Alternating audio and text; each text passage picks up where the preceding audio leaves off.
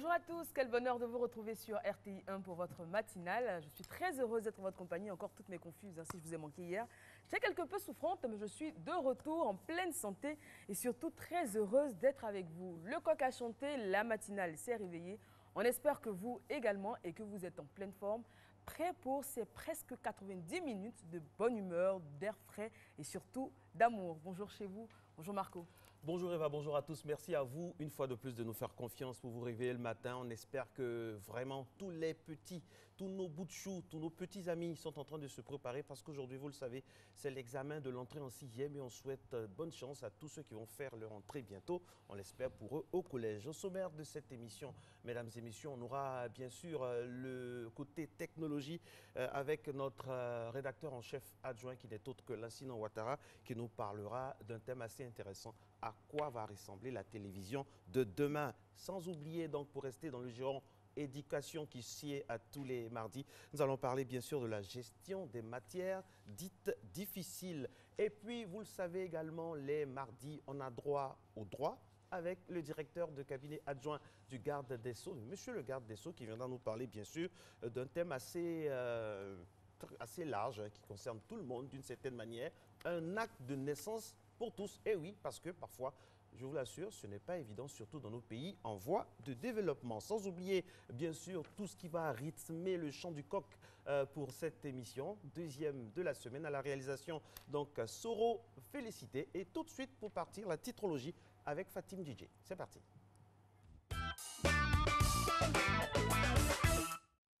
Bonjour Eva, bonjour Marcelin, bonjour à tous. L'actualité du jour est largement dominée par le décès de Cheikh Tioté et aussi par l'article que consacre Jeune Afrique à Guillaume Soro qui s'affiche en une de toute la presse nationale. Exception faite pour Fraternité Matin qui s'intéresse au sommet de la CEDEAO et nous apprend qu'un traité de l'autoroute Dakar-Abidjan a été signé. Et le quotidien revient aussi sur la disparition du joueur ivoirien Cheikh Tioté, décédé lors d'un entraînement en Chine. On poursuit avec l'expression qui titre « Le monde entier fait confiance à Ouattara » au sujet de la Côte d'Ivoire au Conseil de sécurité de l'ONU.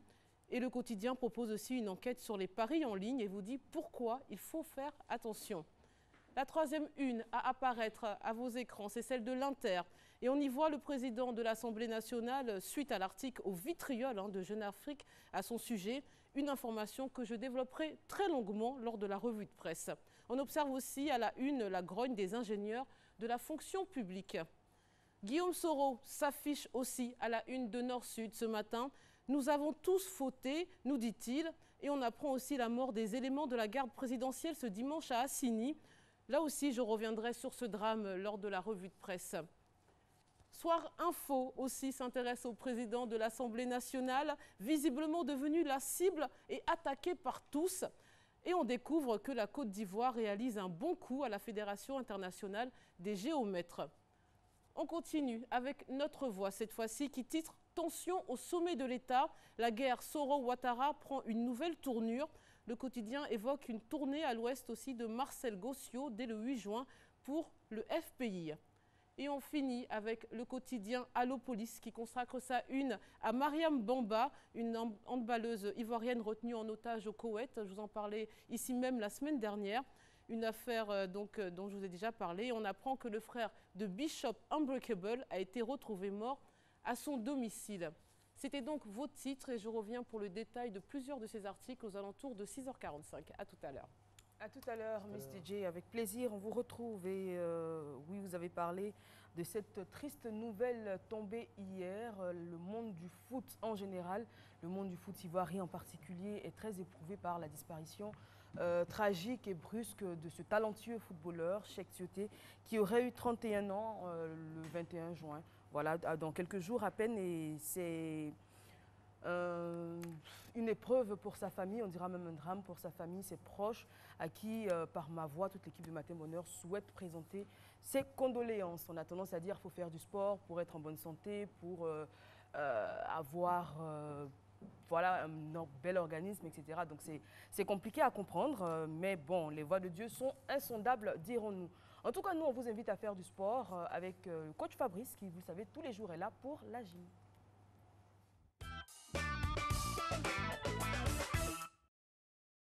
Bonjour à tous, bienvenue à cette nouvelle séance de gym. Aujourd'hui, la séance sera consacrée au travail du biceps, la face avant du bras. Pour ce faire, je suis accompagné de Jérémy. Alors, vous allez juste avoir besoin d'une paire d'haltères ou de bouteilles remplies d'eau ou de sable et le tour est joué. Allez, top, on part pour les étirements. Allez, on tend le bras devant, là, et on exerce une pression sur les doigts. Allez, on tire. 1, 2, 3, 4, 5. Super, Jérémy. Allez, le bras gauche. 1, 2, 3, 4, 5.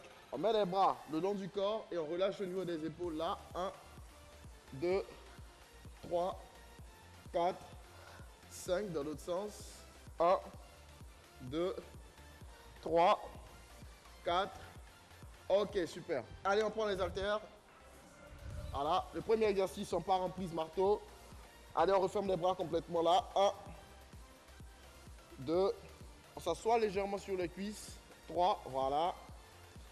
4, 5, 6, super.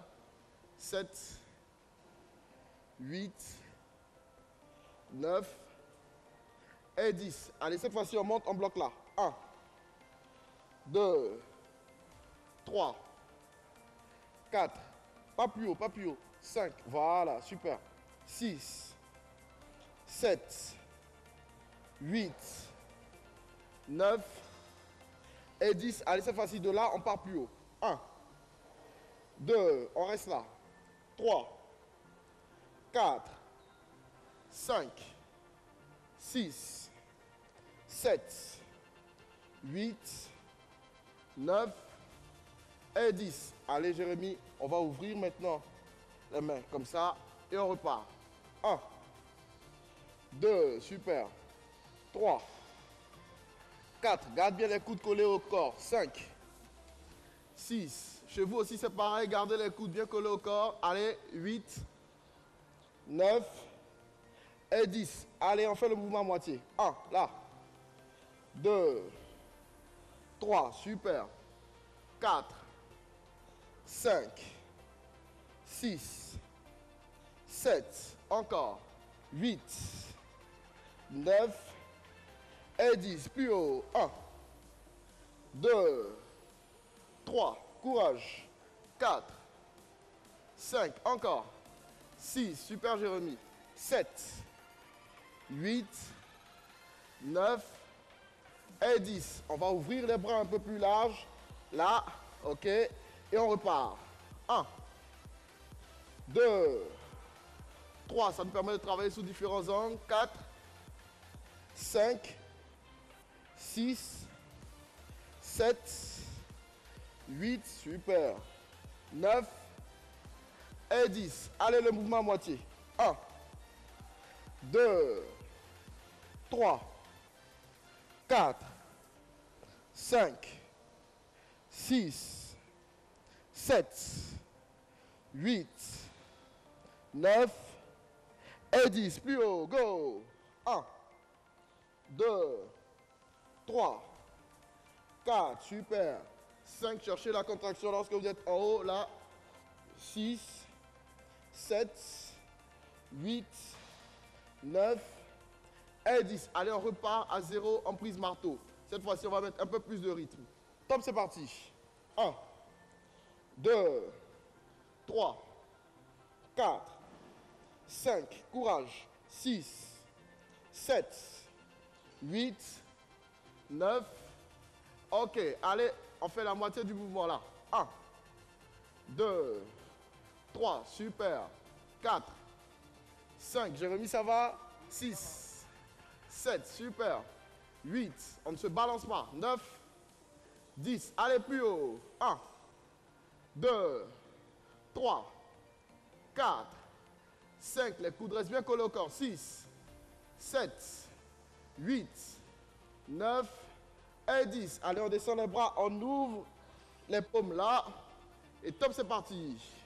1, 2, 3, 4, 5, 6, 7, 8, 9 et 10. Allez, la moitié. 1, 2, 3. Ça nous permet de travailler les avant-bras. 4, 5, 6, 7, 8, 9. Ok, super. Allez, on a fini. On dépose les haltères. Bravo à toi, Jérémy. Bravo chez vous. J'espère que vous avez aimé cette petite séance consacrée au biceps. Répétez ces mouvements, 2 circuits, c'est bon. Mais si vous pouvez en faire 3 ou 4, ce serait l'idéal. Allez, moi, je vous donne rendez-vous demain. Ciao, à vous sur le plateau.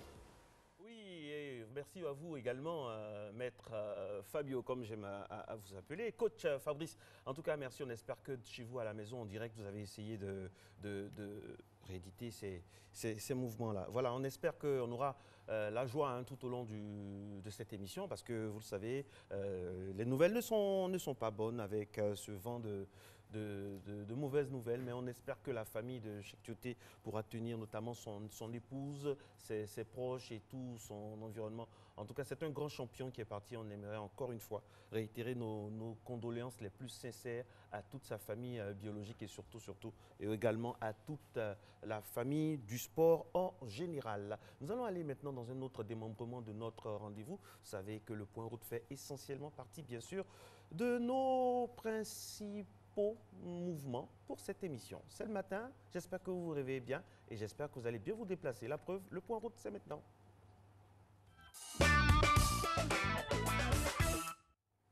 Merci Soro Félicité qui nous permet à présent de poser la voiture, en tout cas de ralentir au niveau du grand carrefour de Koumassi qui, comme vous le voyez, s'éveille tranquillement. Pas beaucoup de véhicules en circulation, rien de particulier donc à signaler. Voilà, on peut remarquer la brume et les crachins. Vous le savez, nous sommes en plein dans la période de la saison des pluies sur toutes les principales poches climatiques de notre pays. À ce propos, donc, la température va osciller de 26 et 31 degrés dans l'agglomération abidjanaise. On va voir un peu le deuxième rendez-vous route.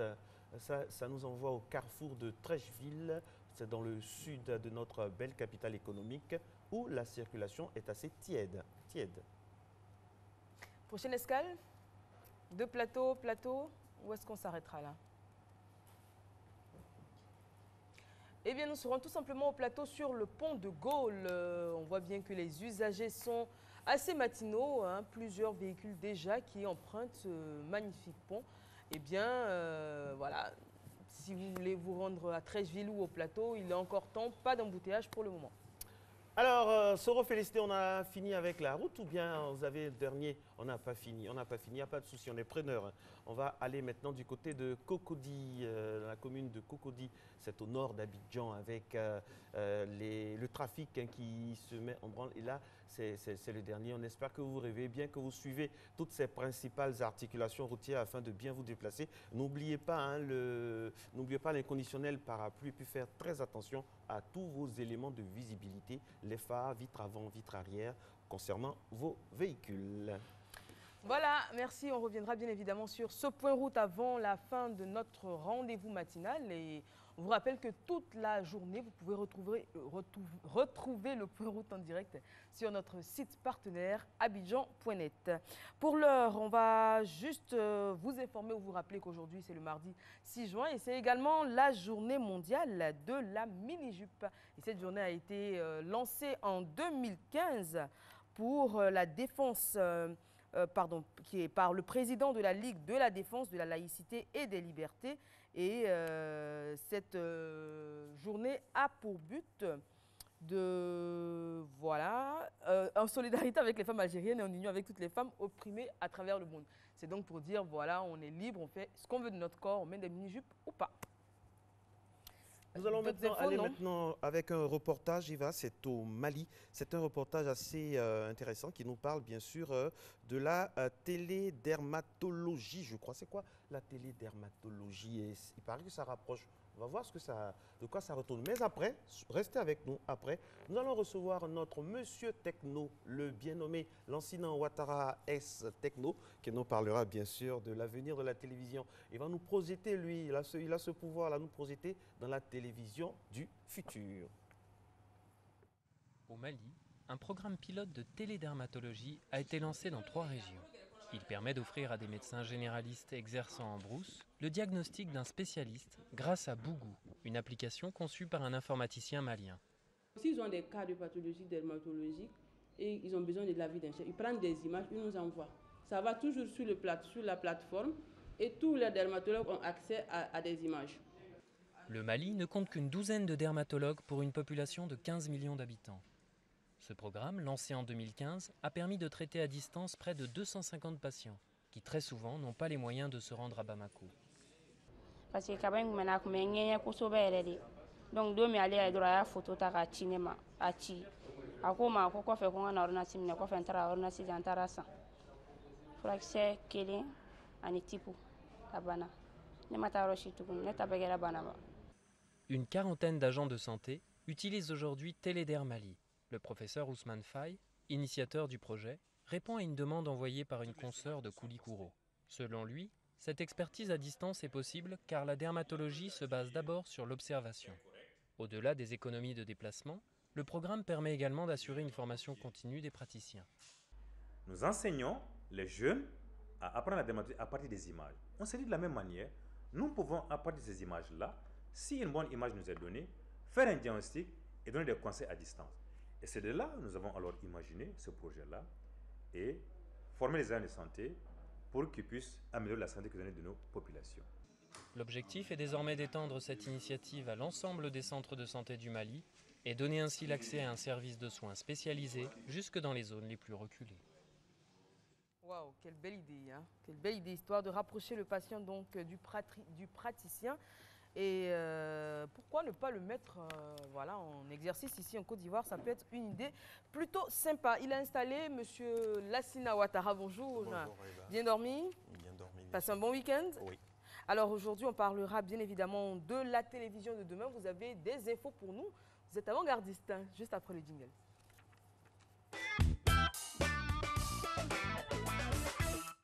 Alors, généralement, depuis des années maintenant, on regarde le journal télévisé papa, maman, en famille, on zappe, ça a peut-être changé maintenant. Mais qu'est-ce que ce sera en 2050, 2060, 2100, 3000? Dites-nous tout. Vous avez la clé, sans doute.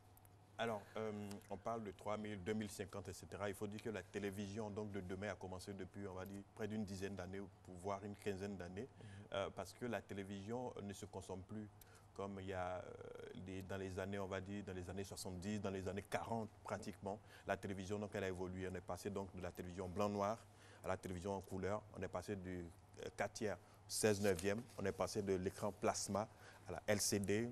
Aujourd'hui, donc, à la Full HD, HD, 8K, 4K, etc. Ça veut dire éventuellement donc, que la technologie change au fur et à mesure. Et au fur et à mesure que la technologie change, l'offre de contenu, les acteurs, mais également, on va dire, ce qui change fondamentalement, c'est le boîtier qu'on avait dès le départ. Je pense que tout le monde a connu la télévision en blanc-noir. On sait comment on l'allumait pour chercher donc, les chaînes et tout cela. Et il y a juste un petit film qui retrace un peu donc, l'évolution en fait, de la télévision jusqu'à maintenant et voir comment aujourd'hui donc, les modes de consommation ont assez changé. Adore le foot. Et ce soir, il y a match. Alors Tim va chez sa grand-mère. D'abord parce qu'il a les clés, ensuite parce qu'elle a une soirée bridge, et surtout parce qu'elle a une TV connectée. Elle a toujours été à la pointe. En 1950, elle achète un téléviseur. En 67, elle passe au poste couleur. Elle a connu la première télécommande à fil, puis à infrarouge. En 72, elle s'équipe d'un magnétoscope. En 96, d'un lecteur DVD. En 2010, elle passe au tout numérique grâce à un décodeur TNT.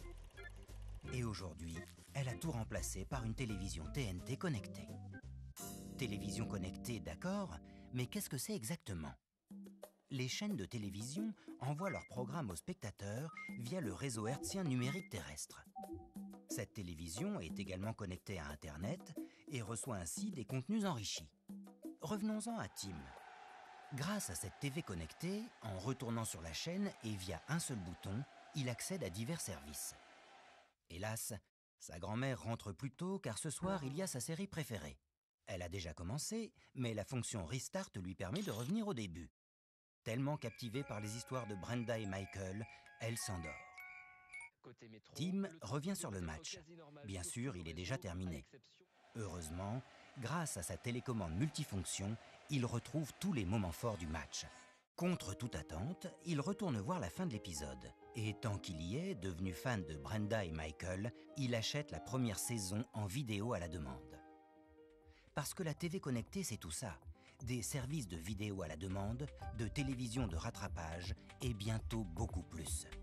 Avec une télévision et une télécommande, entrez dans un monde plein de surprises et vivez l'expérience de la TNT connectée. Alors aujourd'hui, on a l'impression que la télévision est certes connectée, mais il faut un petit équipement quand même pour avoir accès à tous les services qui sont proposés. Alors, tout à fait. C'est-à-dire qu'aujourd'hui, là, on parle de télévision connectée. Dans tous les cas, c'est que le futur de la télévision, c'est la télévision donc connectée. C'est-à-dire la télévision connectée à Internet, donc les smart TV. Donc, aujourd'hui, Internet, la technologie offre la possibilité, en fait, une possibilité infinie de quelque chose qu'on a connu dans les années 40, 50, etc., qui était plutôt quelque chose de linéaire où on avait quelques programmes. Aujourd'hui, grâce à Internet, c'est-à-dire qu'on peut regarder la télévision en linéaire comme en délinéarisé. Ça veut dire qu'on n'est plus obligé donc d'être là, donc devant le petit écran. C'est juste qu'on a la possibilité donc de décider de soi-même ce qu'on veut regarder ou pas. Et ça, ce sera donc la tendance. Et c'est aujourd'hui de plus en plus ce qui se dessine. Vous allez voir bien sûr que Matin Bonheur, c'est tard, donc à 5 h du matin, à partir de 5h55. Ça dépend d'où on se place. Bien sûr. Et tôt, à partir de 5h55. Mais il y a ceux qui se réveillent, par exemple, vers 10h, 9h, mais qui regardent après en replay, tout simplement parce qu'ils choisissent, ou alors ils choisissent de regarder la rubrique techno, ou alors juste de regarder la gym de coach Fabrice parce qu'il vient de se réveiller, il a envie de faire un peu de sport. Donc c'est cela un peu la télévision. Tout ça. Interactif, la possibilité donc de commenter, d'interagir. Et là où ça devient en fait plus intéressant, c'est qu'on était dans une logique masse médiatique. C'est-à-dire que la télévision émettait donc vers on va dire un public qui n'avait pas la possibilité donc de réagir. Maintenant, c'est interchange. J'aimerais savoir, est-ce que tout ça, ça ne désacralise pas un peu la télé, les bons réflexes d'avant ça? Est-ce que ça n'enlève pas une saveur à la télévision initiale? La télévision initiale, dans tous les cas, c'est qu'elle demeure. Sauf que c'est la technologie qui permet évidemment donc on va dire de regarder autrement. Parce que les modes on va dire de consommation aussi changent. Avant, on était dans un monde où on n'avait pas forcément Internet, on avait juste le téléphone fixe, etc. On venait, la télévision, c'était un programme, un rendez-vous avec un programme, un téléspectateur avec un programme. Aujourd'hui, c'est plutôt différent. C'est un internaute, un téléspectateur, un mobinote, etc. avec des programmes ou alors l'ensemble des programmes quelquefois. Donc, on n'est plus forcément dans quelque chose, je veux dire, de sentimental, plus dans une société de consommation, donc à grande échelle. Par contre, donc, la télé, on peut la regarder comme on l'avait avant, le soir avec papa et maman, la télévision, etc. Voilà. On la regarde en famille, sauf que quand on ajoute juste un peu de technologie, ça permet donc à tout le monde d'être plus content parce qu'on a la télé, quelquefois, on veut regarder un match de football, on veut regarder un film, etc. Ce n'est pas toujours évident. Alors, est-ce qu'en termes de contenu, est-ce qu'il y aura une aussi grande révolution? Parce qu'on a parlé la semaine dernière, je crois que c'est la semaine dernière, de télévision, de réalité virtuelle, etc., qui influe évidemment sur la façon de regarder la télé. Là, c'est la forme, hein. On déplace les écrans comme on veut, on regarde les choses à la demande, selon notre envie. Est-ce que le contenu, finalement, puisque la forme change, est-ce que le fond va changer également? Alors effectivement, donc, le contenu change, le fond également donc, va changer. Ça va changer comment? Parce que vous allez voir de plus en plus, on fait des formats plus courts. Vous avez des acteurs comme Netflix, etc., donc qui font leur entrée ou alors qui ont fait leur entrée. Et vous avez même des opérateurs en fait, qu'on n'attendait pas, des gens qu'on n'attendait pas donc, dans le domaine de la production audiovisuelle, de l'audiovisuel, qui sont en train de s'y mettre. C'est notamment donc, les opérateurs donc, des télécoms qui sont aujourd'hui en train de s'y mettre tout simplement parce qu'on va dire que le contenu en fait est le roi. Vous avez YouTube qui est devenu pratiquement dans une chaîne de télévision. Vous avez Dailymotion, vous avez l'ensemble des plateformes donc, vidéo sur lesquelles on a la possibilité de produire soi-même son contenu. On peut même faire aujourd'hui, comme on dit, sur YouTube ou Dailymotion, sa chaîne en fait YouTube ou Dailymotion. Ça veut dire que finalement, les acteurs donc, de télévision traditionnels ne sont plus donc, les seuls producteurs de contenu. Il y a des gens qu'on n'attendait pas qui sont aujourd'hui donc des producteurs de contenu. Même le téléspectateur devient producteur de contenu, tout simplement parce que la technologie s'offre à lui, parce que non seulement c'est miniaturisé, tout ce qu'on a aujourd'hui, avec son téléphone portable, on se filme, on met sur YouTube directement, vous avez des milliers de gens qui regardent et ensuite vous avez la possibilité de créer votre chaîne, donc de faire du contenu au fur et à mesure. Vous avez par exemple aux États-Unis des gens qui ont plus d'audience quelquefois que des chaînes de télé locales. Voilà. Même encore, de plus en plus chez nous, ça se dessine. Vous avez des gens qui produisent leur petit contenu et c'est des formats courts et qui sont assez adaptés. Je ne sais pas si vous regardez quelquefois sur YouTube ou alors sur Facebook un jeune qui est très connu, Willem. Oui. Willem, voilà, aujourd'hui, c'est le format de télévision que tout le monde donc aimerait avoir. Qui fait 20 millions de vues en 24 heures. Quand même. En 24 heures. Norman.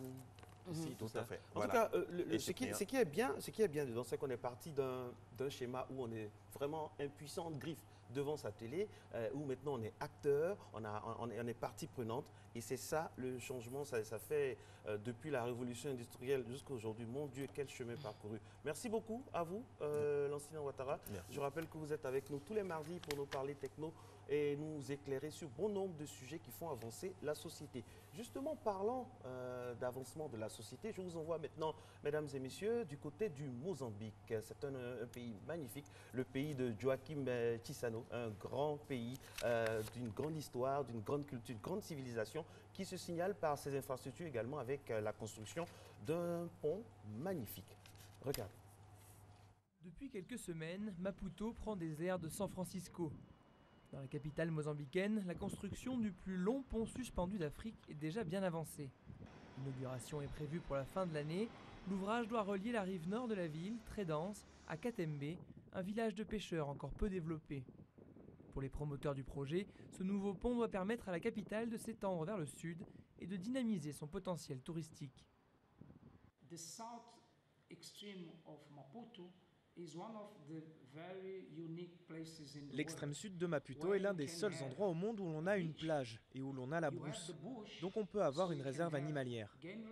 Vous savez, on a des lions et des éléphants tout près d'ici.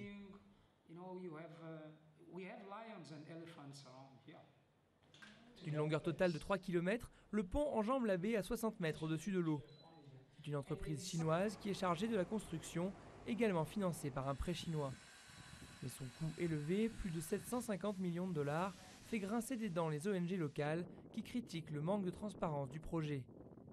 Surtout, elles jugent que cet ouvrage gigantesque n'est pas la priorité pour un pays pauvre comme le Mozambique. On n'a aucun chiffre. Il faut un pont pour environ 100 ou 200 voitures par jour de chaque côté.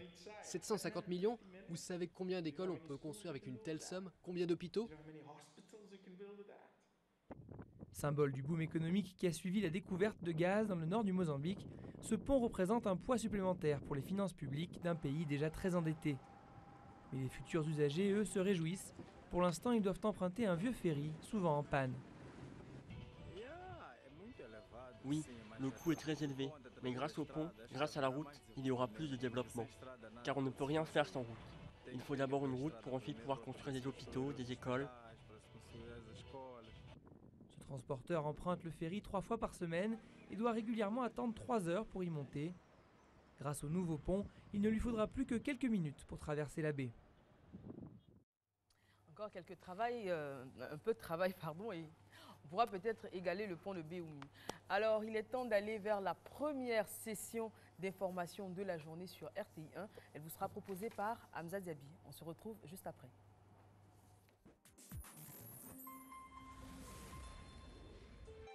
RTI1, la chaîne qui rassemble.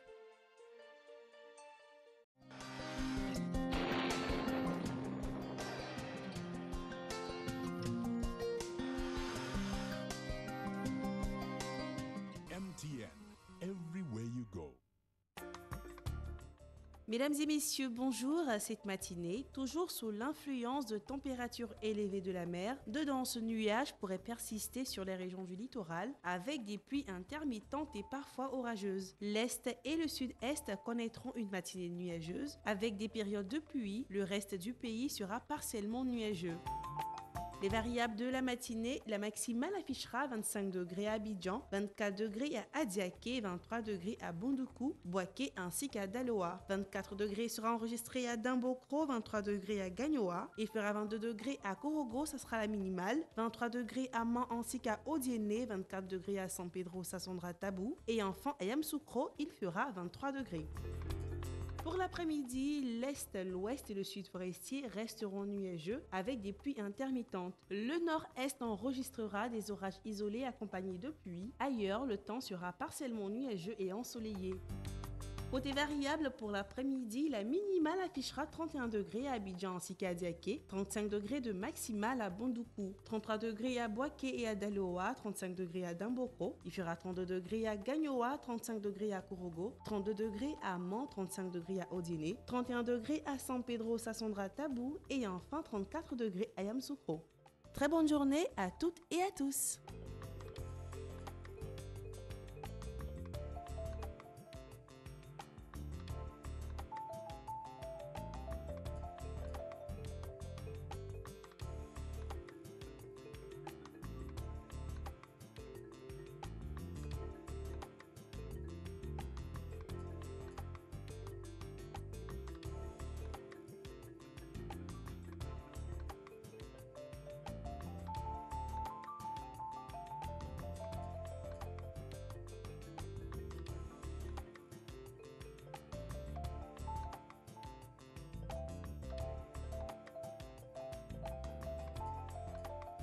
MTN, everywhere you go.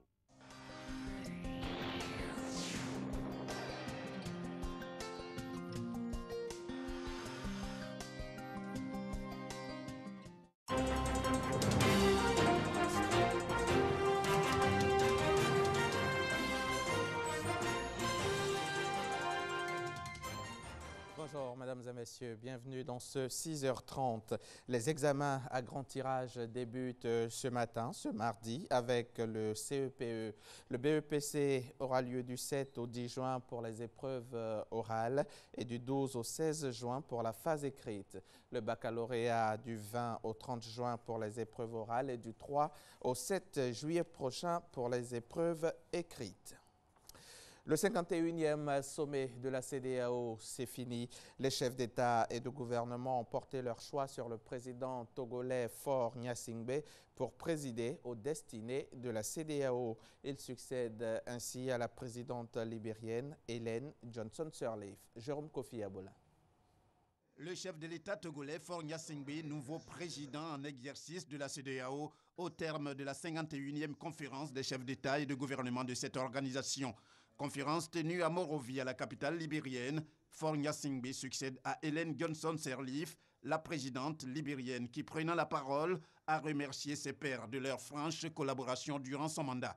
Au nombre des 12 chefs d'État et de gouvernement présents sur les 15 à cette conférence, le président de la République de Côte d'Ivoire, Alassane Ouattara. Le président ivoirien et ses pairs ont, à l'occasion de ce sommet, accueilli favorablement la demande du Maroc qui aspire à intégrer la CEDEAO, celle de la Tunisie et de la Mauritanie respectivement en tant qu'observateurs et membres associés. Par ailleurs, le président Alassane Ouattara, en marge de ce sommet, a d'abord pris part à la conférence des chefs d'État et de gouvernement de l'autorité du bassin de la Volta, marquée par la reconduction du président burkinabé Roch Marc Kaboré pour un nouveau mandat de 4 ans à la tête de l'autorité.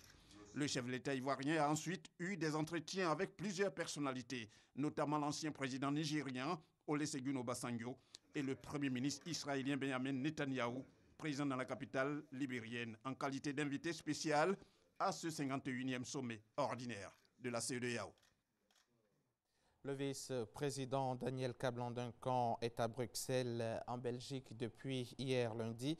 Daniel Kablan-Duncan représente le chef de l'État, le président Alassane Ouattara, à la 11e édition des Journées européennes du développement, prévues les 7 et 8 juin prochains en marge du programme officiel des GED 2017.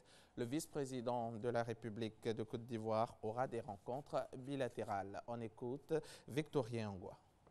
Le vice-président de la République de Côte d'Ivoire, Daniel Kablan-Duncan, est arrivé à Bruxelles ce lundi à 17h45, heure locale, pour prendre part aux Journées européennes du développement JED 2017, les 7 et 8 juin en Belgique. Il a été accueilli par l'ambassadeur de la République de Côte d'Ivoire près le Royaume de Belgique, du Grand-Duché de Luxembourg et l'Union européenne, Excellence Jean-Vincent Zinsou, des fonctionnaires de l'ambassade de Côte d'Ivoire au Royaume de Belgique et des conseillers de la présidence de la République. Les JED 2017, c'est le premier forum européen de coopération et de développement international. Une nouvelle stratégie mondiale pour relever les défis actuels du développement est au cœur de la rencontre qui se tiendra en présence de plusieurs personnalités politiques, des acteurs du développement engagés dans la lutte contre la pauvreté et du monde des finances. Thème: investir dans le développement.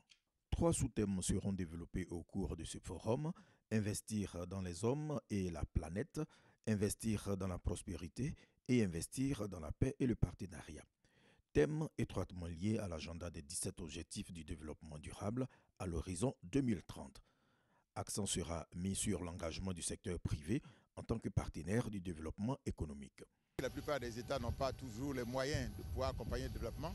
En tout cas, la stratégie du président Ouattara, vous le savez, au niveau de la Côte d'Ivoire, c'est de faire en sorte que le secteur privé joue un rôle de plus en plus important dans le développement. Si vous prenez le plan de développement 2012-2015, 63% d'investissements ont été faits par le secteur privé. Vous voyez, sur les 22 milliards de dollars qui avaient été prévus donc, sur cette période là-bas, et dans le prochain plan quinquennat 2016-2020, c'est sur les 30 000 milliards de francs CFA ou 60 milliards à peu près de dollars, c'est le secteur privé qui sera donc le moteur de la croissance. Le vice-président ivoirien participera à des panels, des tables rondes et des huis clos. Daniel Kablan-Dekan aura des rencontres bilatérales avec les chefs d'État sénégalais, guinéens et rwandais. Sont également inscrits dans le calendrier du vice-président ivoirien des rencontres avec le Premier ministre belge, des autorités de la Commission de l'Union européenne, la directrice générale du Fonds monétaire international Christine Lagarde et des opérateurs économiques. Les journées européennes du développement rassemblent chaque année environ 6 000 participants issus de tous les secteurs d'activité à travers le monde entier. Cheick Tioté, l'ex-international de la Côte d'Ivoire, est décédé hier lundi 5 juin en Chine. L'ancien joueur de Newcastle a été victime d'un arrêt cardiaque à l'entraînement avec les éléphants. Il a été champion d'Afrique en 2015 en Guinée équatoriale. La mort a frappé le football ivoirien. Cheick Ismaël Tioté est décédé en Chine ce lundi. Alors qu'il s'entraînait avec son club, l'international ivoirien s'est effondré, victime d'un malaise. Transporté à l'hôpital, son décès a été constaté, victime d'un arrêt cardiaque. Âgé seulement de 30 ans, Cheick Ismaël Tioté avait rejoint en février dernier le club chinois de Beijing BG, un club de 2e division. Le milieu défensif se singularise par son acharnement au travail et sa promptitude à répondre présent lors des duels. Il a joué dans plusieurs clubs, à savoir Anderlecht en Belgique, où il était champion en 2006 et en 2007, puis Roda GC et Twente aux Pays-Bas, où il serait également champion en 2010. À la suite de ce titre hollandais, il regagne le club de Newcastle en Angleterre pour 7 saisons. Avec les éléphants, Cheick Ismaël Tioté aurait honoré 37 rendez-vous, une équipe ivoirienne avec laquelle il a remporté la CAN 2015.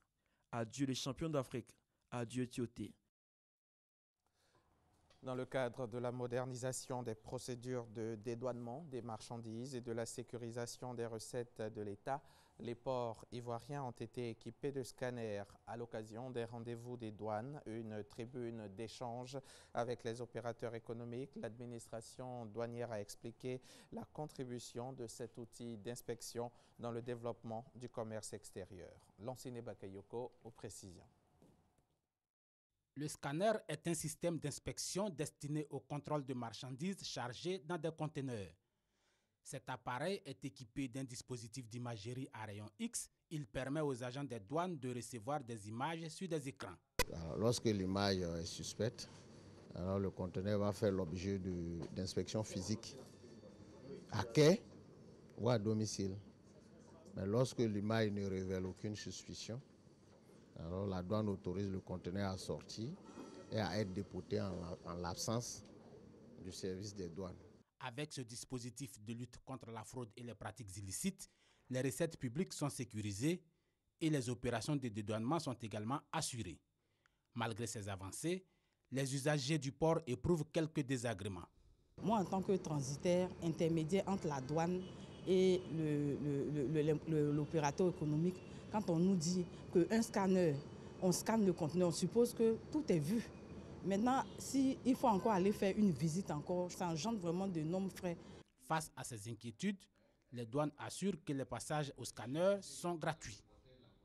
Naturellement, l'acheminement du conteneur au scannage et la livraison de ce conteneur-là est soumis au paiement habituel des frais et des serresseries qu'il paye aux acouniers selon un tarif qui est établi, qui est négocié avec le privé. Donc, c'est vrai que peut-être il y a un coût, mais ce n'est pas un coût qui est dû à l'intervention de la douane. En 2016, plus de 65 000 conteneurs ont été traités au port d'Abidjan via le scanner.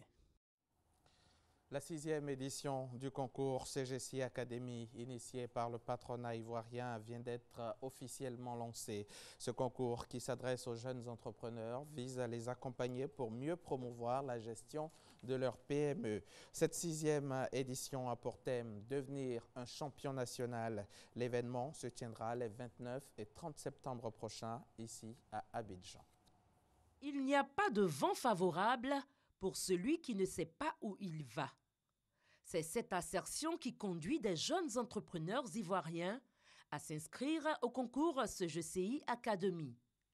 Parmi les lauréats 2016, l'OCENI a amélioré les performances de son entreprise. J'étais un petit homme d'affaires, j'avais mes taxis, mais la CGCI m'a permis de passer de businessman à entrepreneur.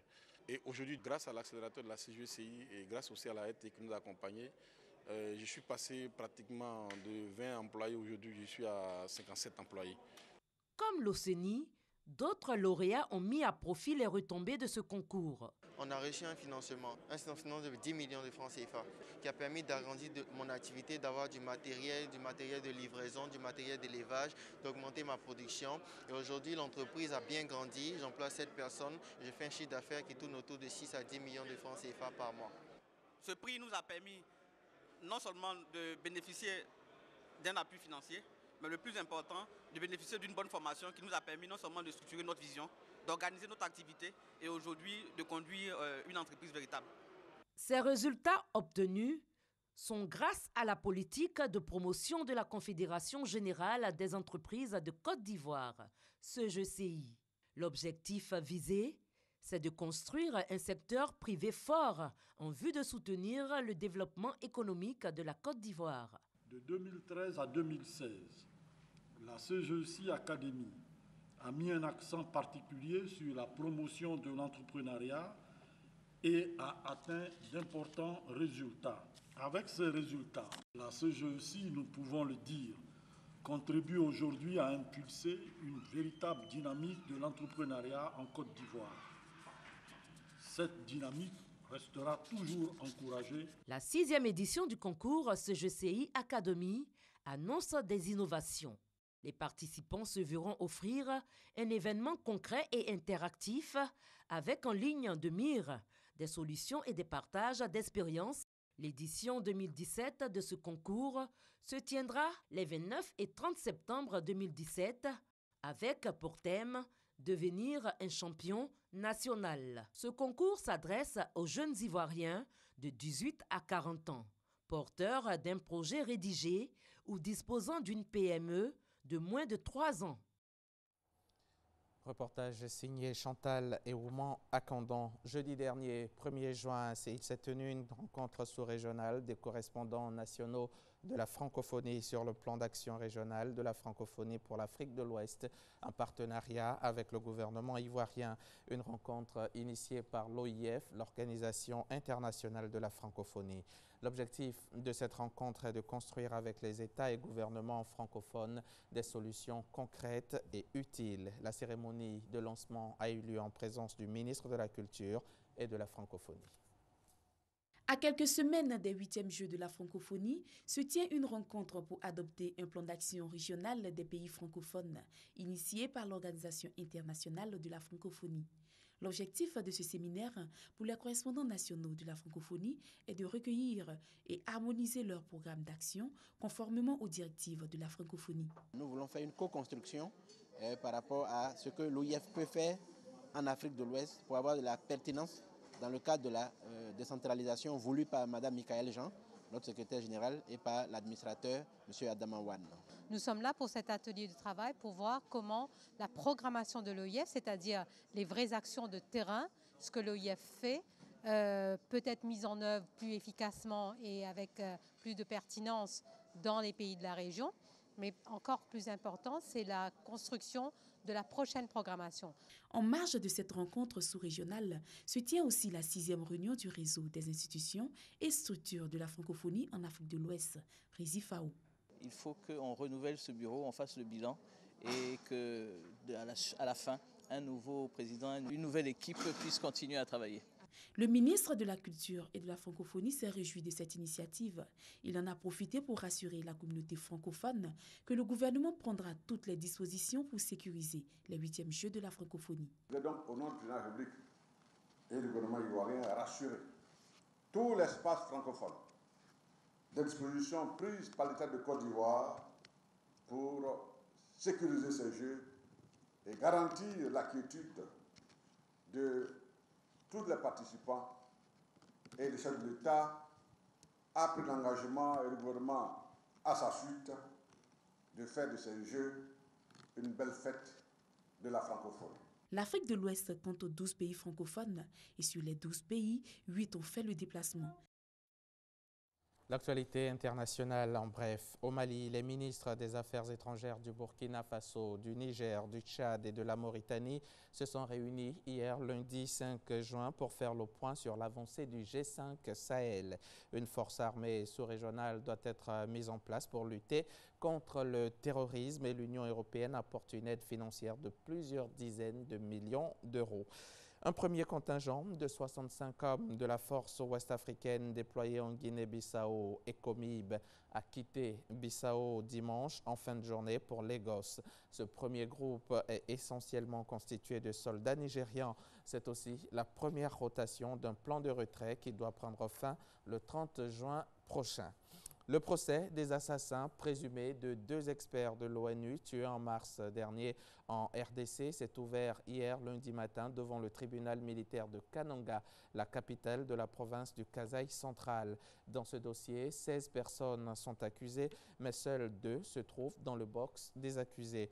Il s'agit d'Evariste Ilunga Lumu, un élève qui s'apprêtait à passer son baccalauréat dans quelques jours, et Mbayi Kabasele, un coupeur de noix de palme. Et puis pour terminer, la police britannique a révélé hier lundi l'identité de 2 des 3 auteurs de l'attentat.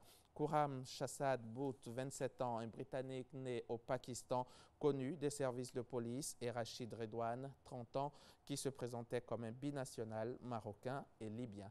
Fin de ce journal. Bonne journée sur RTI. Merci, M. Hamza Diaby. Merci Marco. Bonne journée à vous également. Alors, la suite sur RTI 1 dans Matin Bonheur à exactement 6h46. Dans quelques instants, nous allons discuter avec notre spécialiste en éducation, Méliane Lorgue. Elle est psychologue. Elle va nous parler un peu de tout ce qui peut considérer des difficultés par rapport aux matières difficiles et comment étudier justement à l'approche des examens. On va notamment parler des élèves en classe de 3e et en classe de terminale. Elle est installée sur notre plateau, mais avant, nous allons passer par un des piliers de cette émission, la revue de presse. C'est avec Miss JJ.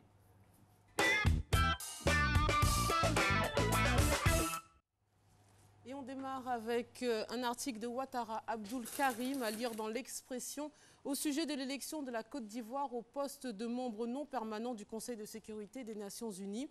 Alors pour beaucoup, cette victoire n'apporte rien au pays, ça ne paye pas les factures ni ne règle leurs problèmes, disent-ils. Et ils sont nombreux ceux qui ne pensent qu'à leur ventre quand on parle d'un point engrangé par le pays, nous dit le journaliste, que leur oppose la réponse d'un universitaire que je cite.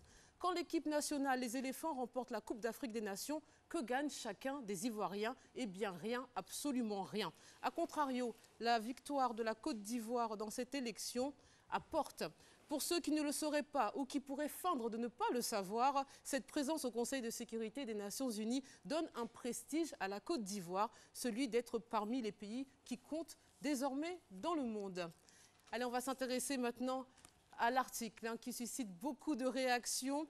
Dans un éditorial intitulé « Dr Guillaume et Mister Soro », écrit par le journaliste Marwan Ben Yamed, nouveau directeur de publication de Jeune Afrique, l'hebdomadaire panafricain ouvre le feu sur Guillaume Soro Kibafori, président du Parlement ivoirien. Et selon l'Inter, 2 jours après la découverte d'une cache d'armes chez le chef du protocole du président de l'Assemblée nationale, le chef de l'État et Guillaume Soro auraient une discussion tendue. Les chefs militaires avaient affirmé au président qu'ils avaient dû céder face aux mutins à cause de cette cache d'armes. Selon eux, cela expliquait toutes leurs déconvenues militaires, rapporte un proche de Guillaume Soro. Mais, toujours selon ce proche, les chefs militaires tentent de faire oublier leur débâcle dans cette affaire. Pourtant, il semble bien que cet approvisionnement inespéré pour des mutins arrivés à court de munitions et sous la menace d'une intervention du groupement de sécurité du président de la République a été décisif. L'ancien chef rebelle tente d'imposer sa version et assure que les armes étaient stockées là depuis la crise post-électorale de 2011. Cela ne suffit pas à convaincre le chef de l'État. Depuis le début de l'année, une partie de l'entourage d'Alassane Ouattara est persuadée que Guillaume Soro n'est pas étranger à ces mutineries. Il n'y a pas de fumée sans feu et pourquoi son nom revient régulièrement, explique un dirigeant du RDR. Mais pour Alassane Ouattara, cette cache d'armes a été la goutte de trop, témoigne-t-il. Pour sa part, Guillaume Soro assure au contraire que ses relations avec le chef de l'État sont très bonnes. Je ne suis pas un homme qui pourrait poignarder dans le dos. J'ai toujours démontré ma loyauté envers le président Alassane Ouattara, s'est-il défendu ces derniers jours. On parle d'un autre article incendiaire, toujours paru dans Jeune Afrique et repris par Notre Voix intitulé « Côte d'Ivoire, grand corps malade ». Alors l'article fustige et le laxisme, voire l'incompétence du gouvernement qui n'a pas su anticiper cette mutinerie. Je vous cite ses propos. « Comment cela a-t-il pu se produire sans que personne à la tête de l'armée, comme au sein du gouvernement ou des services de renseignement, n'ait rien vu venir. Comment peut-on passer d'une cérémonie en grande pompe, au cours de laquelle un sergent, prétendument porte-parole des militaires, annonce que tous les soldats renoncent définitivement à leurs revendications d'ordre financier, aux jours de panique qui ont suivi? Qu'attend le gouvernement pour accélérer la mise en œuvre de cette fameuse et ambitieuse loi de programmation destinée à refonder une armée mexicaine à 2 vitesses et sans colonne vertébrale, composée de trop nombreux gradés, de corps d'élite qui travaillent dans les meilleures conditions, mais aussi de bidasses, sans formation ni moyens?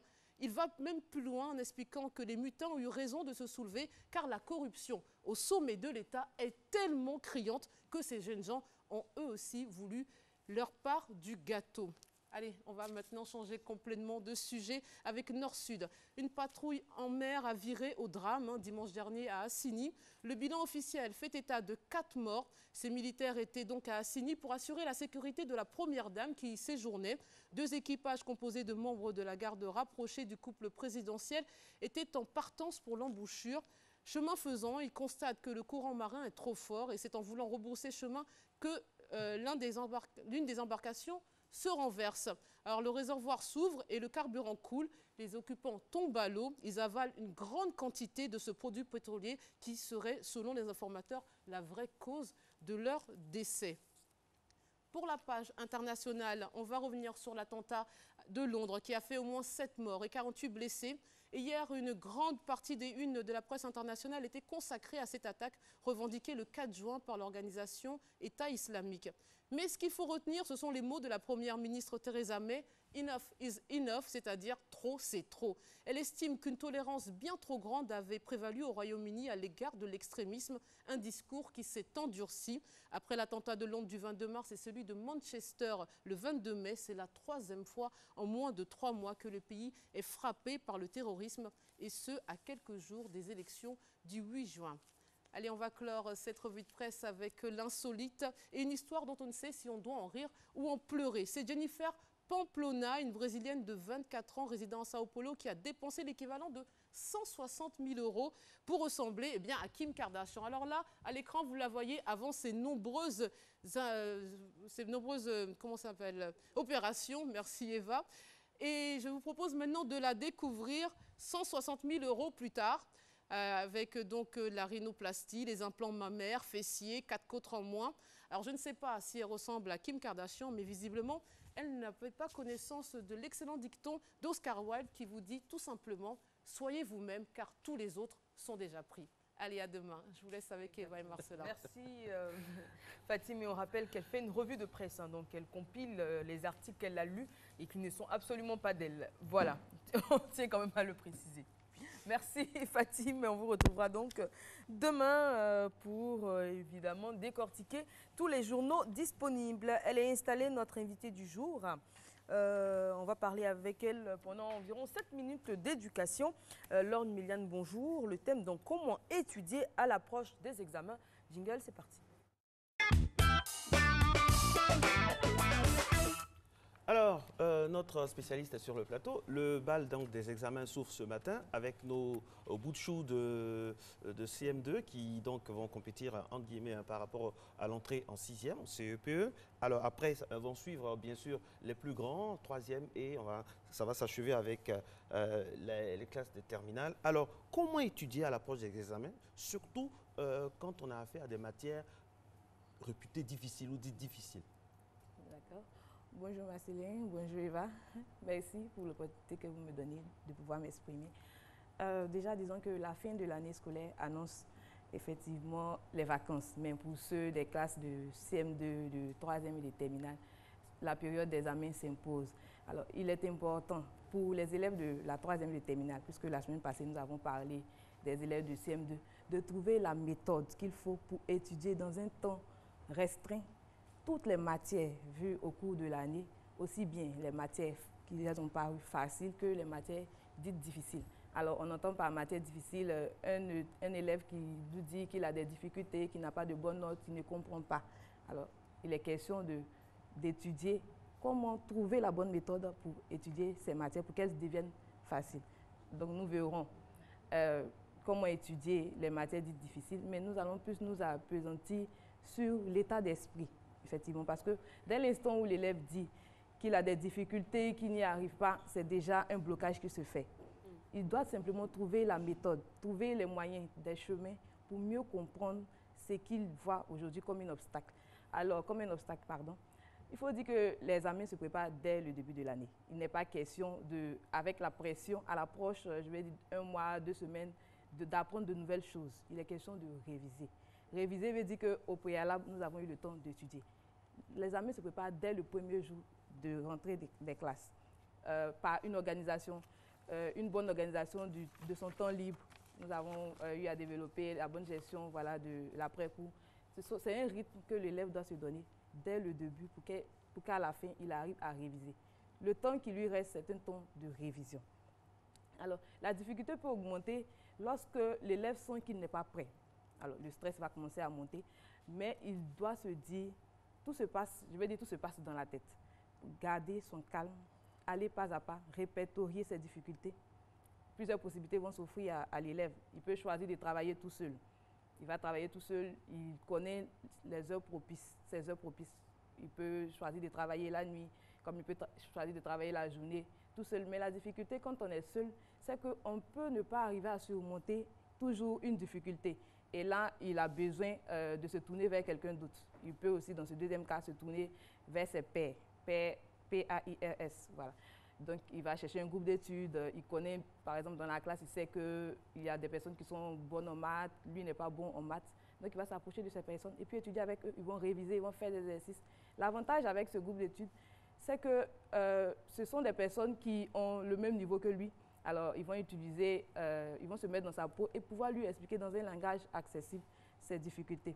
Mais l'inconvénient aussi, c'est que quand la taille de ce groupe est grande, parce qu'il est grand, il faut en moyenne 3 à 4. Au-delà de 4, le groupe peut être sujet à des baradages, des amusements, ce qui peut ne pas avancer ce groupe d'études. Aussi, il y a un élément, c'est que un élève qui a des difficultés, c'est vrai que moi, dans le groupe d'études, des personnes peuvent l'aider. Mais arrivé à un certain moment, ils ne peuvent pas continuer à l'aider parce qu'ils ont besoin aussi de réviser autre chose. Donc, c'est un travail supplémentaire que cela va demander. C'est l'inconvénient. Dans la troisième possibilité, c'est de voir un sachant. Ça peut être un professeur, ça peut être un maître de maison, ça peut être un grand frère. Celui-là, au moins, il n'a pas, il a tout le temps, il n'est pas soumis à une pression. Ça doit être quelqu'un aussi qui est motivateur parce que je me dis que j'ai des difficultés, je n'y arrive pas.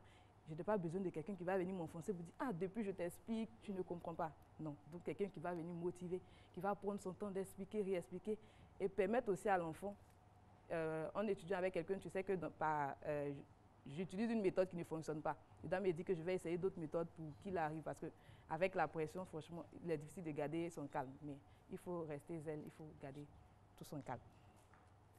J'aimerais aussi profiter de l'occasion pour exhorter les parents ou tuteurs, afin de donner un temps vraiment aux élèves de pouvoir étudier, parce qu'avec la pression qu'ils ont encore venir, si par exemple ils ont des travaux ménagers, s'ils doivent faire un commerce, s'ils doivent vendre quelque chose, c'est vraiment difficile. Donc permettez au moins à l'enfant d'avoir un peu plus de temps pour se concentrer sur ses études, parce qu'avec la pression c'est vraiment difficile. Très bien, le message donc est lancé, hein. On espère qu'il est passé également pour tous ceux qui sont en classe d'examen pour la 3e et la terminale en tout cas.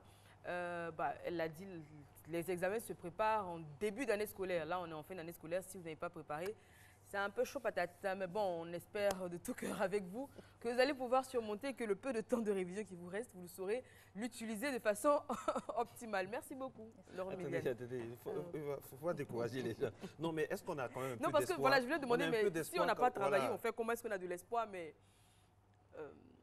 dit qu'on a de l'espoir. C'est vrai qu'on ne peut pas prédire l'avenir. Ce sont des choses qui peuvent, je vais dire, surprendre, mais toujours est-il qu'il faut se donner de bonnes habitudes, préparer les examens dès le début. Parce qu'en 9 mois, on ne peut pas rattraper quelque chose de 9 mois en 2 semaines ou en 3 semaines. Vous ne croyez pas au miracle, vous?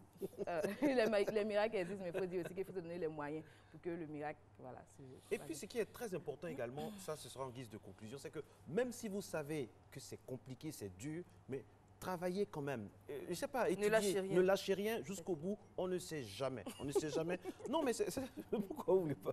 Non, je suis d'accord. Pour Eva, il faut jeter même l'éponge. Non, pas du tout. Il ne faut jamais jeter l'éponge. Il faut toujours bosser. Mais en fait, quand vous dites on ne sait jamais, c'est l'expression de la formule qui m'a fait rire. Non, sinon, on peut tomber sur un sujet. Non, ça peut arriver qu'on tombe sur un sujet le jour de l'examen, qu'on maîtrise, même si on a séché les cours tout au long de l'année. Et puis bon, ça va venir, quoi. En tout cas, l'essentiel, hein, franchement, il faut travailler depuis le début. Franchement, il faut être assidu au cours et puis suivre les instructions des répétiteurs, des parents et puis des sachants, comme elle a dit. Méliane Nog, c'est notre spécialiste donc éducation. Merci, on la retrouvera donc la semaine prochaine. Avec elle, on va faire un peu le bilan de cette année, des examens, tout ça. Ce sera donc vers la fin de cette saison qui arrive à grands pas, au grand plaisir des uns et des autres. Alors, nous allons passer maintenant dans la dernière ligne droite de cette émission avec notre invité. Nous avons le grand plaisir de recevoir donc monsieur le directeur de cabinet adjoint du ministre de la Justice et des Droits de l'Homme, monsieur Bernard Kouassi, qui va nous parler de l'acte de naissance. Vous savez que dit comme ça, ça l'est facile à cesser, mais non. Il y a de nombreuses personnes dans notre pays qui n'ont pas d'acte de naissance. Comment ça se fait? Comment donc essayer de remédier à cela? Eh bien, il va nous expliquer sur ce plateau dans quelques instants, juste après le jingle et l'élément explicatif. Vous êtes à Matin Bonheur et ce n'est pas encore fini.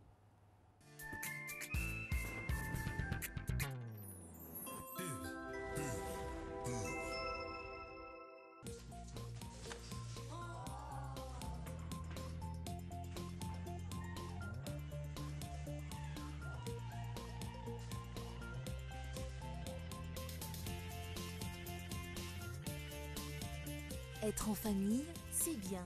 Mais avec les pâtes maman, c'est encore mieux. Parce que chaque repas est un moment plein de bonne humeur. Maman, c'est toi qu'on préfère. Pour se parler. Pour l'embrasser. Pour lui sourire. De la menthe, de la fraîcheur, du fluor, de la blancheur, du calcium, de la protection, pour lutter contre les caries et garder des dents fortes. Dentigel par amour. Sivop.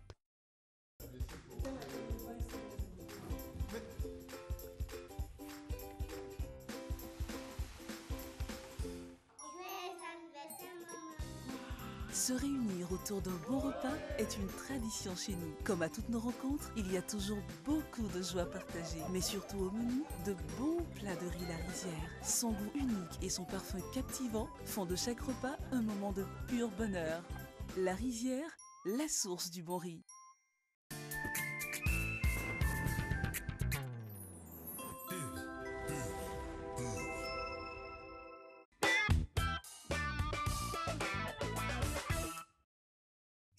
Édouard est un garçon de 7 ans. Il est né lors de la crise post-électorale dans une zone assiégée. Il n'a pu avoir un acte de naissance. Par conséquent, son père Marc a été confronté à différents problèmes. Impossible d'établir des documents administratifs sans l'acte de naissance de son fils.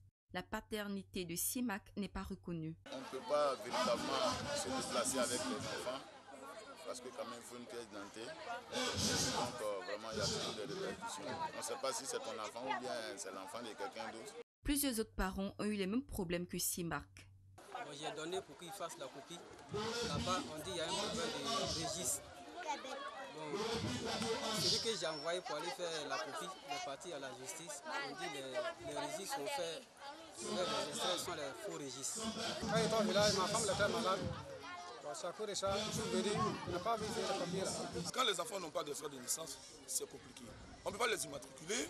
Pour remédier à la problématique de l'acte de naissance, le ministère de la Justice et des Droits de l'Homme a répertorié les enfants n'ayant pas d'acte de naissance. Une première cérémonie de remise d'acte de naissance aux élèves a été organisée par le ministère dans le quartier de Mbadon, dans la commune de Cocody. Un enfant qui naît, ce n'est pas l'enfant lui-même qui s'établit le papier. C'est la responsabilité première des parents. Si nous devions attendre que tous les enfants aient ce document avant de les accueillir dans nos écoles, on aurait eu aujourd'hui 1 165 000 enfants en moins. Pour aller à l'école, il faut avoir au moins un extrait de naissance. Alors que le constat était clair, trop d'enfants en Côte d'Ivoire n'avaient pas d'extrait de naissance. Donc le garde des Sceaux a pris sur lui de concevoir une procédure assez simplifiée pour permettre à tous les enfants d'avoir des extraits de naissance dans des délais assez brefs. L'expérience et la sagesse du ministère de la Justice a trouvé un moyen d'une procédure rapide pour pouvoir pallier à cette situation. Après cette première cérémonie de remise d'acte de naissance, les parents ont témoigné leur joie et leur satisfaction. Et ce que vous êtes en train de faire nous réjouit vraiment. On est trop contents pour ça. On est trop contents. Merci aussi. Ça va nous aider. Nous, ce qu'on peut dire, c'est d'exhorter les parents à établir les extraits de naissance de leurs enfants dès la naissance. Si les élèves de Mbadon ont eu la chance de commencer leur cursus scolaire sans acte de naissance, cependant, ce n'est pas le cas pour de nombreux élèves. Ceux-ci ne vont pas à l'école par faute de documents administratifs. La cérémonie de remise d'acte de naissance de Mbadon n'est que la première étape d'une série qui va s'étendre sur l'ensemble du territoire national. Bon, le débat a déjà commencé comme bien souvent ici. Hein. Il a installé notre invité. Donc, Marco, vous le présentez avant l'élément. Donc, Monsieur Bernard Kouassi, bonjour. Bonjour, directeur de cabinet adjoint du ministre de la Justice et des Droits de l'Homme pour parler de ce sujet très important, souvent négligé, mais les choses apparemment sont en train de s'arranger. De bonnes nouvelles pour les populations. Un extrait de naissance, un acte de naissance pour tous. Et là, nous venons d'apprendre, hein, juste avant d'entamer la conversation avec vous, que près de 3 millions d'enfants ivoiriens n'ont pas d'acte de naissance. Wow, c'est énorme. Oui. Selon des sources fournies par l'UNICEF, on a exactement 3 111 706 enfants qui sont nés, qui ne sont pas déclarés à l'état civil. On a attendu l'UNICEF pour nous donner ces chiffres-là. Nous-mêmes, en Côte d'Ivoire, on n'est pas capable. L'UNICEF travaille régulièrement sur cette question. Vous savez que l'UNICEF, c'est une organisation qui est des Nations Unies qui s'occupe des questions d'enfance, qui sont un peu spécialisées dans cette matière-là. Donc c'est pourquoi nous nous fions à cette source-là qui est crédible. Et sur ces 3 111 000, il y a 1 165 000 qui sont inscrits dans les écoles primaires et qui n'ont pas d'extrait de naissance. Donc pour ceux-là, le ministère de la Justice a monté une opération qu'on appelle l'opération de déclaration de naissance des enfants d'école.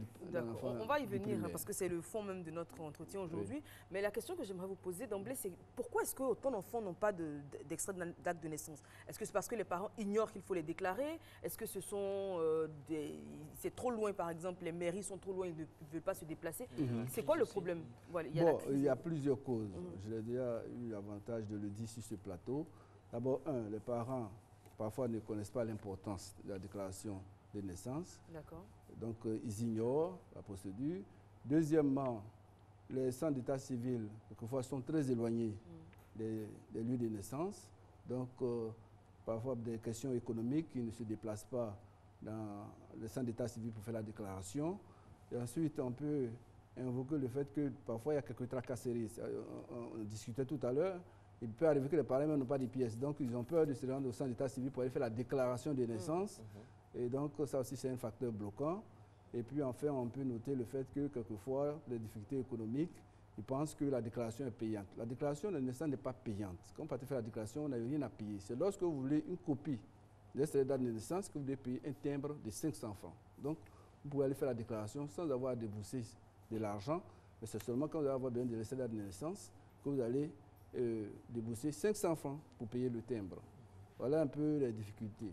Bon, donc, je pense qu'il y a une grande sensibilisation à mener parce que lorsque quelqu'un n'est pas déclaré à l'état civil, sa filiation n'est pas établie à l'égard de ses parents. Tout à l'heure, on parlait de la nationalité. Si vous êtes ivoirien, que vous faites un enfant que vous ne déclarez pas, quelle est sa nationalité? On ne connaît pas la nationalité de cet enfant, l'enfant apparaît comme un enfant apatride. Et lorsque on fait les prévisions pour construire les écoles de maternité, cet enfant n'est pas pris en compte. Donc après, on va s'étonner que les classes sont surchargées, parce que justement, quand on faisait les prévisions, on a prévu peut-être 50 enfants dans cette localité, mais au moment où on va faire les inscriptions au CP, on se rend compte qu'il y a 70, 80 enfants qui n'ont pas de cette date de naissance, qui n'avaient pas été pris en compte. Donc l'acte de naissance est un élément très important qui permet à l'individu d'exercer ses droits dans la société. Donc si vous ne déclarez pas un enfant, c'est comme l'enfant existe, mais en réalité, il n'existe pas juridiquement. D'accord. Alors, ajoutez à ce que vous venez de dire, la méconnaissance de la procédure, les centres d'état civil parfois qui sont très éloignés et les gens parfois, la sous-information, on pense parfois que la déclaration est payante. Il faut ajouter à tout cela les soubresauts, les crises à répétition de notre pays qui n'ont pas arrangé les choses. Bien entendu, il faut prendre en compte ce facteur qui a fait que avec la crise, il y a eu beaucoup de déplacements, les gens étaient dans des conditions un peu difficiles, donc ils n'ont pas toujours eu accès à des services d'état civil qui ont été détruits.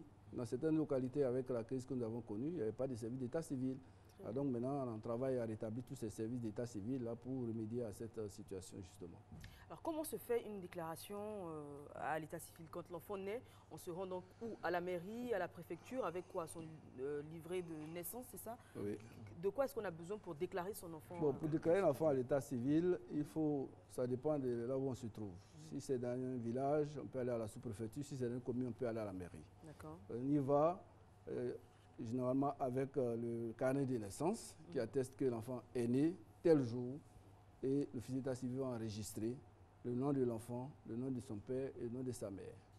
La déclaration peut être faite par le père ou par la mère ou par un parent, un ascendant, c'est-à-dire un grand-père ou une grand-mère, ou bien quelqu'un qui a eu connaissance de la naissance. Par exemple, vous savez que dans certaines localités, les enfants naissent pas toujours à l'hôpital.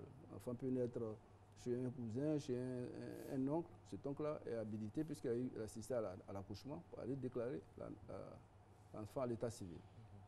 Alors, on insiste aussi au fait que là, les proportions sont énormes. Il y a trop d'enfants dans cette situation-là. Et comment ça se passe?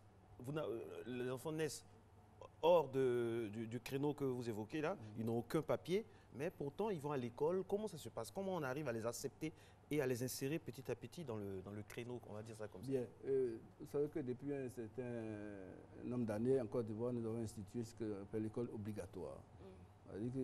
Pour atteindre ces objectifs-là, le ministère de l'Éducation nationale sera mieux placé comment pour expliquer, mais il y a une politique, les instructions ont été données pour que les enfants soient inscrits à l'école primaire, qu'on les reçoive et qu'au fil du temps, c'est-à-dire durant le cursus qu'ils vont faire, les parents puissent venir produire l'acte de naissance. Malheureusement, une fois les enfants sont inscrits, on constate que les parents ne font rien jusqu'à ce que l'enfant arrive en classe de CM2 où il doit passer l'examen le concours d'entrée en 6e pour aller au collège. Or, en ce moment-là, on exige l'extrait d'acte de naissance pour pouvoir faire le dossier de l'enfant, pour pouvoir être candidat à l'examen. Et à ce moment, ça pose problème.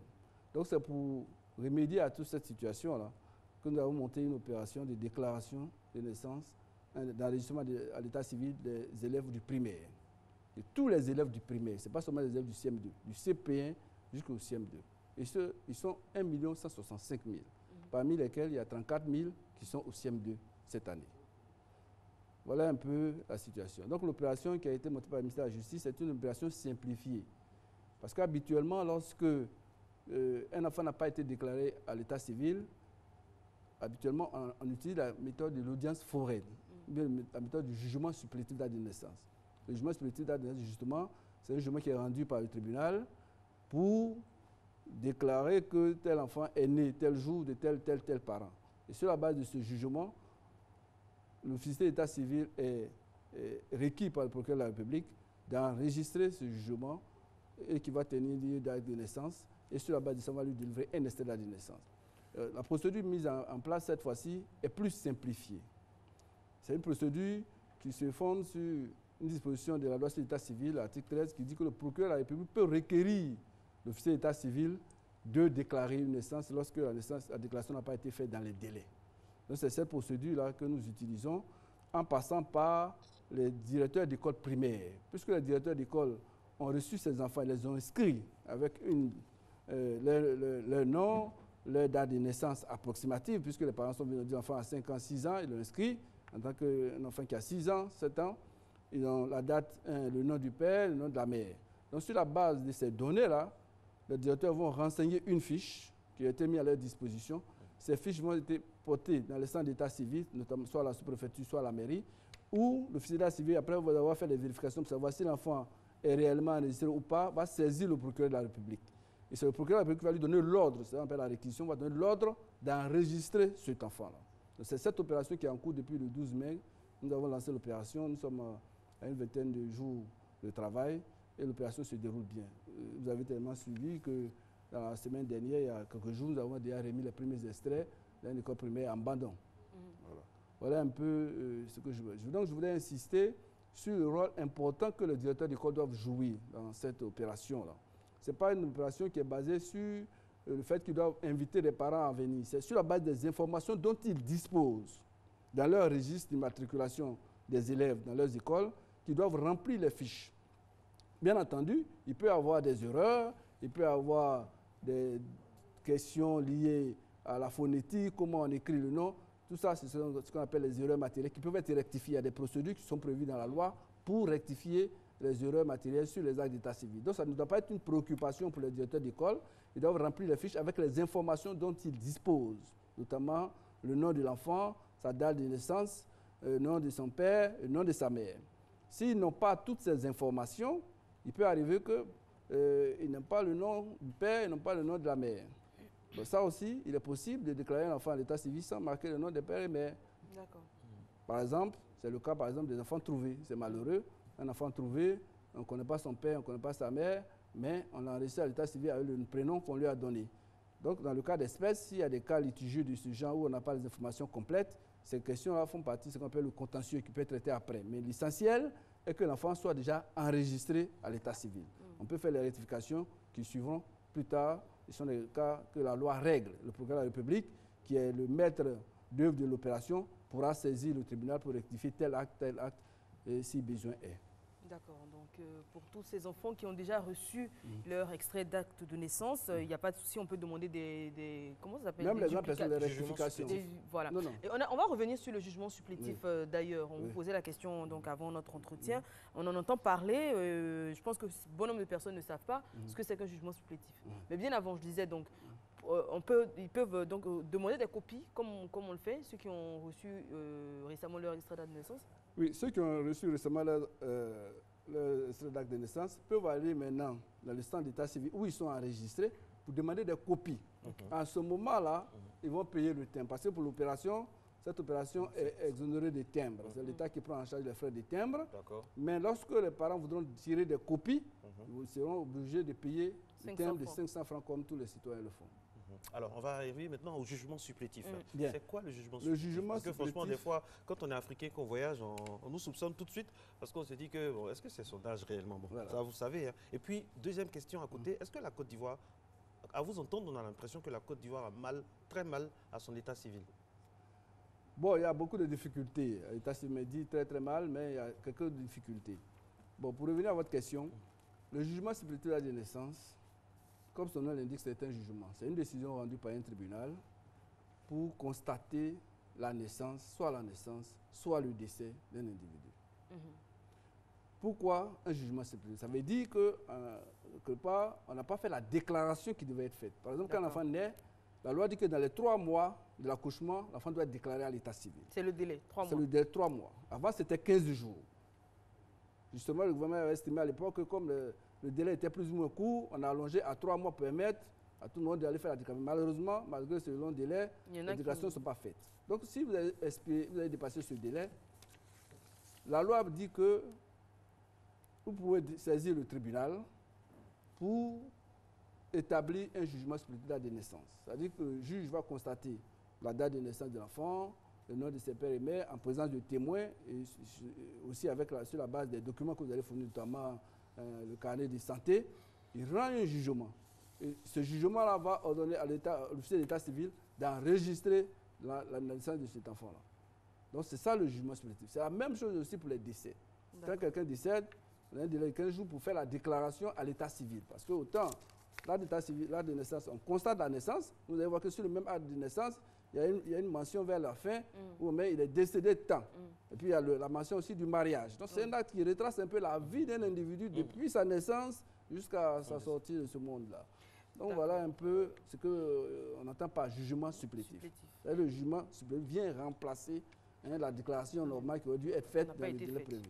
On a parlé des enfants là qui, voilà, il y a une bonne nouvelle pour eux, mais pour les adultes, parce qu'il y a des adultes également qui sont sans papier, on va dire ça comme ça, qui n'ont même pas d'extrait d'acte de naissance, on le disait, qui ont peur de voyager, par peur de contrôle, etc. Pour ces adultes-là, qu'est-ce que la loi prévoit? Mais la loi prévoit qu'ils peuvent saisir le tribunal pour se faire établir un jugement supplétif d'acte de naissance. D'accord. Ils vont s'y rendre avec des témoins, avec... qui ont assisté à leur naissance? Bon, pas forcément les témoins qui assistent à la naissance, des personnes qui peuvent. Mais généralement, ils vont partir avec un document, un certificat d'âge physiologique. Ils vont se faire examiner par un médecin qui va déterminer approximativement leur âge. Ah oui? Oui. Au carbone 14? Bon, je ne sais pas, mais ils ont un examen qui est fait par les médecins pour déterminer approximativement l'âge. Voilà. Donc, sur la base de ce certificat-là, ils vont aller, devant les témoins, c'est important pour les parents, parce que si ces parents ne sont plus vivants, par exemple. Voilà, ce n'est pas par exemple des personnes qui assistent à sa naissance, c'est des personnes qui ont connu, qui connaissent son père et sa mère, qui savent qu'il était le fils d'un tel. Donc, ne serait-ce que ça permet aux témoins de venir attester de ces informations-là, sur la base de quoi le juge va rendre sa décision. Voilà un peu la situation de ces personnes. Donc, je voudrais inviter les personnes adultes qui sont dans cette situation de saisir le tribunal pour se faire délivrer des jugements supplétifs d'acte de naissance. Mais pour les enfants, inviter les parents à faire les déclarations. Aussitôt l'enfant est né, il faut aller faire la déclaration avant l'expiration du délai de 3 mois. Et si l'enfant est déjà dans une école primaire, il faut veiller à ce que cette opération qui est en cours actuellement, qui est faite par le gouvernement, parce qu'en fait, le gouvernement est suppléé, on est dans le principe de la subsidiarité. Normalement, c'est eux qui devaient faire la déclaration, ils n'ont pas fait la déclaration. Le gouvernement fait une opération gratuite pour leur permettre de rattraper un peu leurs erreurs, si je peux m'exprimer ici. Donc, il faut qu'eux, ils s'approchent des directeurs d'école aussi, pour s'assurer que le directeur a rempli la fiche, et si éventuellement il y a des informations complémentaires qu'ils peuvent apporter, qu'ils doivent apporter à ces directeurs, sans qu'ils aient besoin d'être invités à cela. Alors, beaucoup de parents, quand on préparait l'émission avec Eva, nous disent « moi, je n'ai pas besoin de déclarer mon enfant, tout simplement parce que je ne vais jamais le mettre à l'école. Il ne va pas fréquenter, il va travailler avec moi au champ. Donc, pour moi, ça ne vaut pas la peine. » Qu'est-ce que vous avez à dire à ces personnes-là qui s'expriment comme ça? Bon, ces personnes, ils s'exposent aujourd'hui à la rigueur de la loi parce que la loi qui institue l'école obligatoire prévoit des sanctions lorsque vous ne mettez pas votre enfant à l'école. Donc, il faut que les parents sachent que si vous faites un enfant aujourd'hui, en ce 21e siècle-là, vous devez le mettre à l'école. Et surtout le travail des enfants aussi est... Si vous ne mettez pas l'enfant à l'école, d'abord, c'est la vie de votre enfant même que vous mettez en difficulté.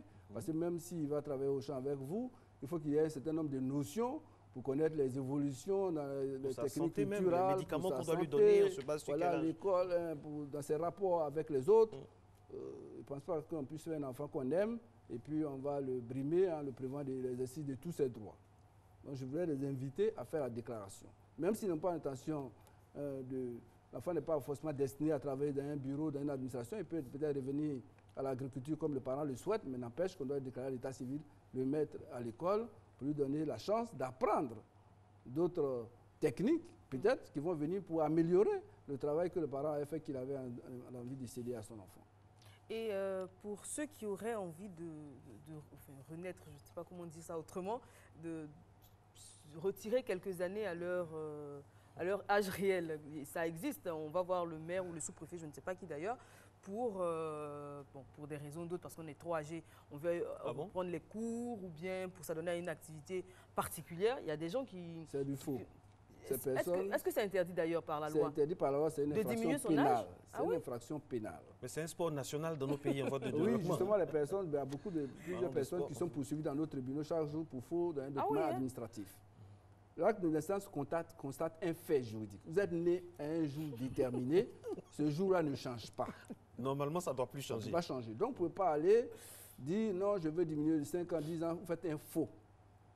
Vous altérez un document qui existait déjà, ou bien vous faites des fausses déclarations. Monsieur Kwasi, excusez-moi de vous interrompre, mais il y a des mairies à Abidjan ici et même dans la banlieue abidjanaise qui sont réputées pour... on me dit beaucoup de noms dans l'oreillette, mais je n'oserais pas citer ça ici. Je peux avoir des soucis. Mais vous êtes quand même très informé. Vous savez qu'on... Les maires sont très généreux. Voilà. Il y a des maires qui sont très faciles à la signature. Bon, dit cela, c'est un peu... Ça allait un peu vite en besoin. Quand vous dites que les maires sont généreux, est-ce que c'est le fait du maire? Parce que ça dépend dans quelle certaines mairies. Mais ce que je voudrais pour vous rassurer, pour rassurer les Ivoiriens, c'est que la loi donne mission au procureur de la République de contrôler les registres d'état civil. D'accord. C'est-à-dire de façon périodique, le procureur de la République se rend dans les centres d'état civil. Parce que ce qu'il ne faut pas oublier, c'est que les doubles des registres d'état civil sont gardés dans les tribunaux, dans les grèves du tribunal. Parce que les déclarations sont faites des registres qui sont en double exemplaire. L'original reste dans le centre d'état civil, mais le double va au tribunal. Et sur la base du double, le procureur de la République se rend dans le centre d'état civil, il fait des vérifications. Donc, quand il se rend compte qu'il y a eu des manipulations, il engage des poursuites. De façon régulière, peut-être on n'en parle pas tous les jours à la télévision, à la radio, mais de façon régulière, il y a des poursuites qui se font contre des chefs de bureau d'état civil, comme des personnes qui se livrent à la production en masse de faux jugements, faux essais d'acte de naissance. Donc, il faut se dire que c'est une activité qui est contrôlée. C'est vrai que... on entend passer par là qu'il y a des centres d'état civil qui sont spécialisés, mais le procureur de la République veille à ce que les choses se passent dans les règles. Ceux qui commettent des infractions sont poursuivis. Et ceux qui sont nés verts, c'est quoi exactement? Ça veut dire quoi? Ça veut dire c'est des personnes dont on ne connaît pas la date exacte de naissance. On ne connaît pas la date exacte de naissance. Parce que, bon, soit ils ne sont pas lettrés, ils n'ont pas été déclarés à l'état civil. À l'époque, les parents ne connaissaient pas les dates. Les parents, pour des questions de culture, bien n'ont pas pu retenir la date exacte de naissance. Donc, on sait que, vous savez, peut-être des fois dans le Capuri, on dit il est né au moment où on faisait le chant dans telle forêt. Ça arrive souvent. Au moment de la Coupe nationale du Progrès. On a de la Coupe nationale du Progrès. Voilà, ça veut dire que les parents ne connaissent pas la date exacte. Mais on connaît à peu près l'année. On sait au moins que c'est en telle année qu'il est né. Voilà. Vous savez que depuis qu'on a commencé à faire le nouvel carte d'identité, il n'est plus né vert, mais on considère que si on connaît l'année, il est né le 1er janvier. Oui. Il y a beaucoup de personnes nées le 1er janvier. Voilà. Donc c'est un peu pour pallier à ces petites carences-là que ce dispositif a été mis en place. Donc ce qu'il faut retenir, c'est que désormais, il y a des choses qui sont facilitées pour les enfants, en tout cas pour le moment, pour tous ces enfants qui sont à l'école primaire. 3 millions, vous avez dit. 3 millions d'enfants, pardon, et 1 million 660 qui sont scolarisés sans extrait de naissance. Donc, l'adresse que vous faites là aujourd'hui, c'est à l'attention des directeurs d'établissement. Oui, je m'adresse principalement aux directeurs d'école parce que l'opération, c'est une opération conduite par 3 ministères. Le ministère de l'Éducation nationale, qui est le point de départ, le ministère de la Justice et le ministère de l'Intérieur et de la Sécurité. Le directeur d'école, c'est la porte d'entrée de l'opération. La réussite de l'opération repose principalement sur eux. C'est le cœur de cible. C'est le cœur. Parce que c'est eux qui ont la cible, c'est eux qui ont déterminé la cible, c'est eux qui détiennent les informations. Donc je voudrais les inviter, c'est vrai qu'ils ont beaucoup d'activités liées aux examens de fin d'année, mais bientôt il faut qu'ils s'évertuent à remplir les fiches qui ont été mises à leur disposition et les informations dont ils disposent. Même s'il y a des erreurs, les erreurs seront corrigées après sur saisine du tribunal par le procureur de la République. Mais j'invite les directeurs d'école à vraiment remplir les fiches et que l'opérateur technique puisse les récupérer, les collecter pour justement les amener à l'officier d'état civil et ensuite au procureur de la République pour qu'on puisse délivrer les actes de naissance aux enfants. Très bien. Merci beaucoup, Monsieur Kwasi. Merci pour tous ces éclaircissements, on va dire. Et pour ceux qui sont dans les cas qu'on a précités, voilà, vous pouvez vous rendre dans les mairies, peut-être avoir de plus amples informations. Je pense que celles qu'on a données ici étaient largement suffisantes. Merci encore une fois. Merci Marco. Merci Eva, merci à vous. En tout cas, rassurez-vous, nous, au niveau de Matin Bonheur, l'émission Matin Bonheur a son extrait de naissance, donc depuis le 2 janvier, signé par M. Amadou Bakayoko, qui est le directeur général de la télé. Et puis on remercie également M. le ministre, M. le garde des Sceaux qui a permis votre présence ici. Merci. On se retrouve demain toujours avec le même plaisir. Bonne journée et bonne chance à tous ceux qui sont en classe d'examen. Ciao, ciao.